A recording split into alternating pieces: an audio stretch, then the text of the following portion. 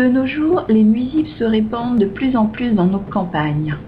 Réchauffement climatique, urbanisation, déboisement, et la liste est longue.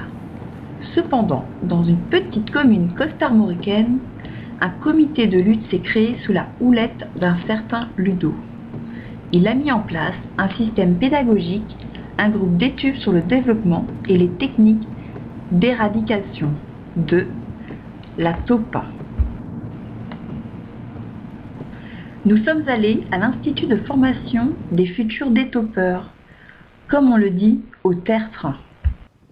Bonjour Monsieur Lebel, parlez-nous de vos fonctions et de la fonction de votre établissement. Je m'appelle Monsieur Lebel, je suis professeur d'anatomie et de physionomie de la taupe depuis 6 ans, après plusieurs années passées à travailler le rongeur en tout genre. Quelle est votre fonction dans le comité? Eh bien écoutez, j'apprends aux adultes et aux enfants la manière d'appréhender la vie de la taupe, son ressenti, son alimentation, ses désirs aussi. Et ce qu'il faut savoir, c'est qu'une taupe ne voit pas, mais elle entend et elle ressent les vibrations, comme nous l'a appris Ludovic. Que leur enseigne cette formation? Diriez-vous qu'ils sont détaupeurs aguerris, biologistes ou pourquoi pas éleveurs? Vous me faites rire. Écoutez, quand ils arrivent ici, je leur dis à tous, quand je les vois, je les regarde et puis je me dis, vous m'avez l'air d'une belle bande de cons. Eh bien, à la sortie, ils le sont un peu moins. Monsieur Lebel nous a mis en relation avec un agriculteur local, qui est un des rares à élever des taupes en plein air pour notre plus grand plaisir. Monsieur Humbert, merci de nous recevoir dans votre exploitation qui, on le voit, se développe. On sent que ça pousse chez vous. Pardon, je croyais que ça s'était bougé. Quelle émotion! Monsieur Humbert, parlez-nous de votre métier. Bonjour, je m'appelle Juste Abel. Et pourquoi il rigole, lui? Non, je pourrais inventer la machine à imprimer, moi. Oui, eh bien, toi, t'as pas inventé le ventre, oui. Oui, ben c'est bien ce que je dis. Je pourrais inventer la lumière. Alors, parlez-nous de votre métier, qui est également votre passion. Eh ben, je suis agriculteur depuis 15 ans dans la commune. J'ai tout fait. Relever du porc, du cochon, du lait, des céréales. Et puis, il y a 3 ans, j'ai tout vendu les animaux. Hein, pour faire élevage de taupes. Et de devenir un vrai taupisteur. Après le crack du tertre. Le crack du tertre. Parlez-nous de ce crack. Eh ben, ça a commencé il y a 6 ans, quand on a un groupe de jeunes, on avait plein le fondement, hein, des taupes qui ravageaient toutes les pelouses des environs. Là. Les pelouses, même les plus retranchées, ont décidé de faire un comité de lutte contre la taupe, type Martine Aubry. C'était plutôt Martine à la campagne. Hein?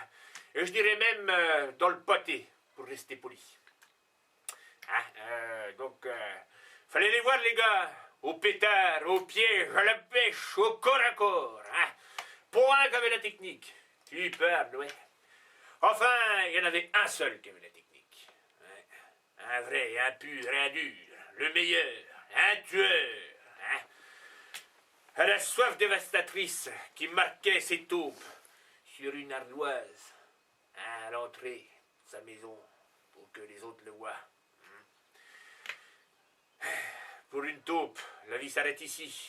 L'enfer à côté, c'est rien. Une taupe préférerait avaler un ver par le cul, hein, que de se retrouver sur cette pelouse. Là où le doute n'existe pas, l'homme ne fait qu'un avec lui-même. L'animal. Nous l'avons bien compris, mais pourquoi un élevage de taupes? Ben, le Ludo, là, hein, il a appris à tous ses copains à détauper, comme des pros. Hein. Il en a fait une école. Et la taupe que vous avez vue tout à l'heure, une vie. Vraiment une vie. Les taupes modèles, ouais. ensemble, ils ont tué toutes les taupes de la région. Je ne comprends toujours pas. Eh, ben, un détaupeur sans taupe, c'est plus un détaupeur. Hein? Simplement, on en fait quoi des couillons qui sortent de l'école? Hein?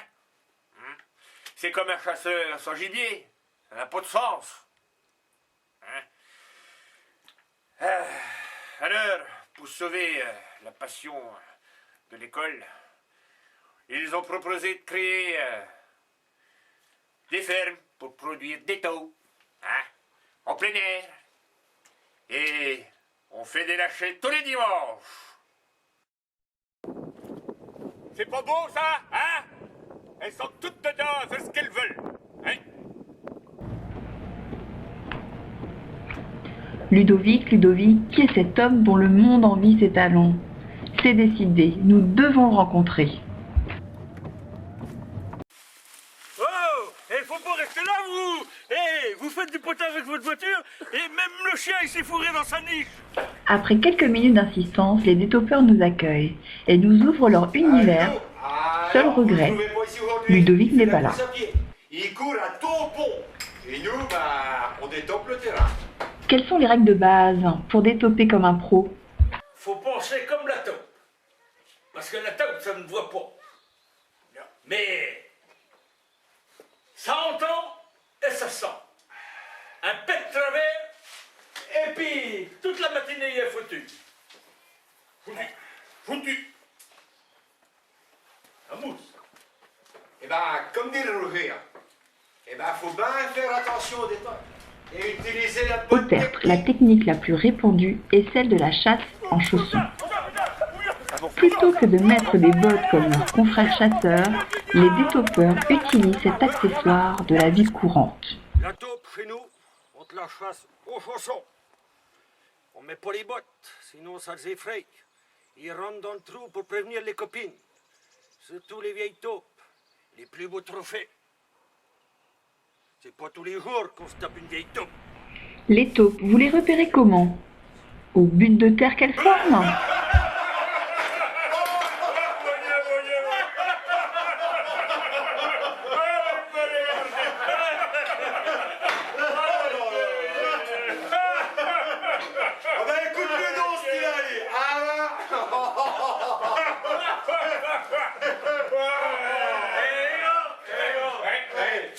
Faut savoir qu'une taupe, ça ne bute pas.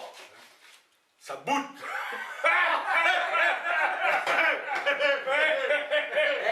Les gars. Ceux qui n'a rien compris à ça, il n'a rien compris à taupes.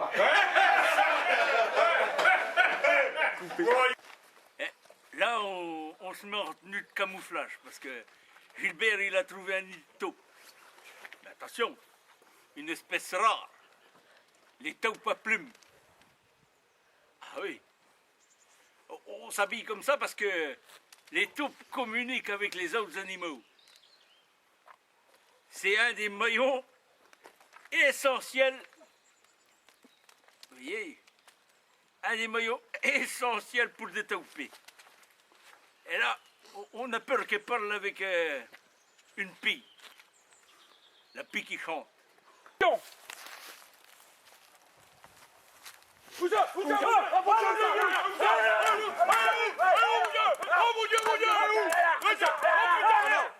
Rien du tout, j'ai cru voir qu'il bougeait, mais c'était rien.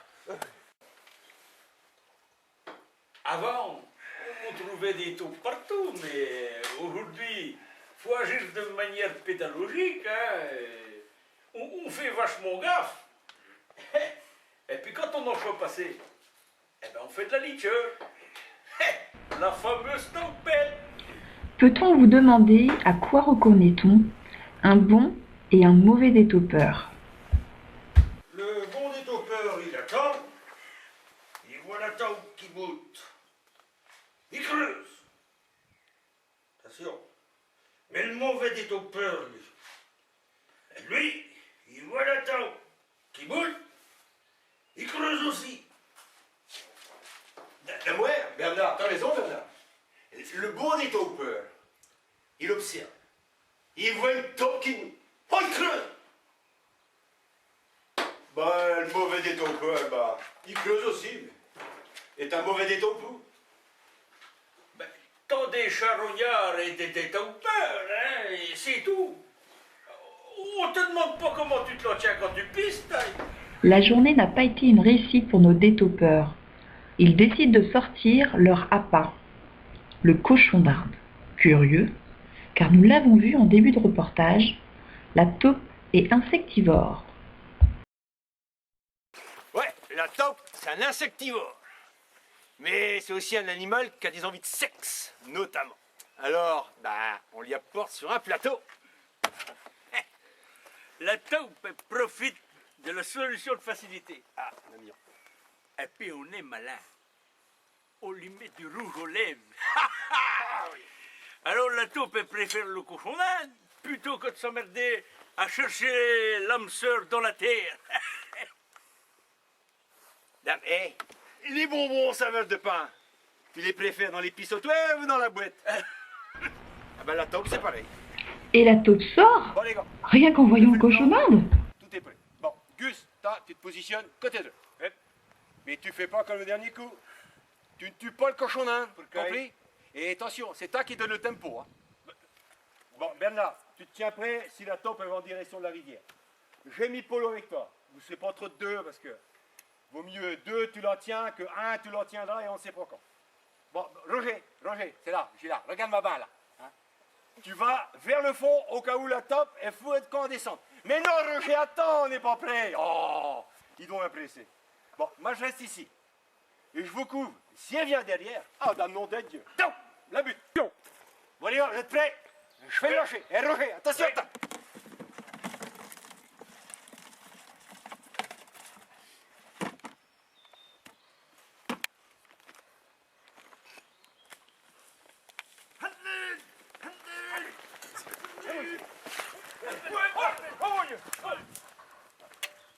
Oh ben, belle bête, hein. Ah, t'as pas mérité ton surnom de cocu, hein? Le tertre s'endort au rythme des souvenirs de taupe. Au loin, on entend encore les chants mélodieux des amoureux du taupisme rendant hommage à leur nator.